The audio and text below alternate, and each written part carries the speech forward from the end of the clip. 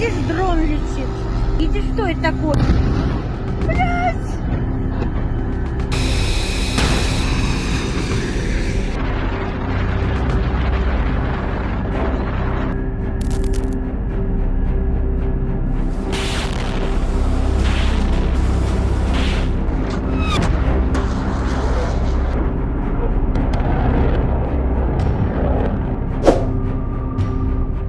이스라엘이 결국 예멘 본토를 때렸습니다.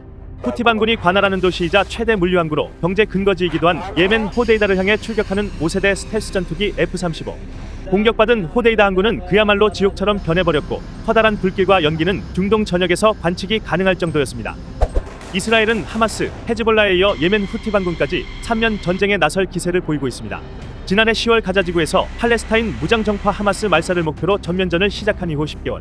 수많은 민간인 사상자와 난민이 발생하면서 휴전 압박을 받고 있지만 이스라엘은 하마스 최후의 1인까지 소탕하겠다는 의지로 공격을 계속하고 있습니다. 이스라엘 북부 국경지대에선 레바논 무장정파 헤즈볼라와의 전면전 위기가 최고조에 달한 지 오래입니다. 이스라엘군과 헤즈볼라의 공식 SNS엔 매일같이 서로에게 타격을 입혔다며 공습 영상이 게재되고 있습니다. 그동안 팔레스타인을 지지한다는 명분으로 홍해상의 민간 선박을 공격해오던 후티 반군은 지난 19일 약 2,000km를 날아 이스라엘 수도 텔아비브 해변에 건물을 때렸습니다. 이스라엘군이 F-35와 F-15를 띄워 후티 반군 거점인 호데이다를 때린 후 후티는 21일 이스라엘의 항구 도시 에일라트를 향해 또다시 탄도미사일을 발사했습니다. 미사일은 방공미사일에 의해 격추되는 듯한 모습이 포착됐지만 후티는 계속된 대규모 보복을 다짐했습니다. 이스라엘군이 처음으로 홍해를 건너 예멘 본토를 직접 공격하면서 말만 무성하던 제5차 중동전쟁이 발발하기 직전까지 왔단 분석입니다. 이스라엘은 예멘 본토를 때린 날 밤 레바논 남부 아들론에 있는 헤즈볼라의 탄약고를 공격했습니다. 이란의 지원을 받는 저항의 축 세력과 가면 전쟁을 치를 수 있는 군사력을 갖췄다고 과시한 셈입니다. 이스라엘과 친이란 무장 세력들 사이에서 오가는 반복되는 키워드는 보복인데요. 서로가 서로에게 보복을 다짐하며 일촉즉발의 상황 속에서 공습을 주고받는 중입니다. 그러나 보복을 위해서라면 상대 국가의 민간인 피해도 불사하는 공격이 계속 오가면서 결국 잘잘못을 가리는 건 의미가 없어졌습니다.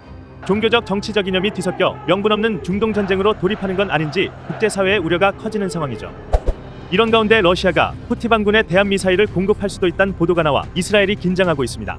21일 미국 월스트리트 저널은 후티 대표단이 러시아에서 목격됐다며 미국의 우크라이나 지원에 대한 보복으로 러시아가 후티의 첨단 대한 미사일을 지원할 수 있다고 전했습니다.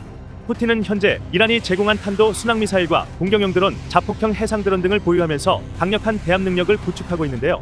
여기에 러시아의 첨단 대함 미사일까지 지원받을 경우 홍해 안보가 더 큰 위협에 시달리는 건 물론 미국과 러시아의 갈등으로까지 번질 가능성이 높습니다.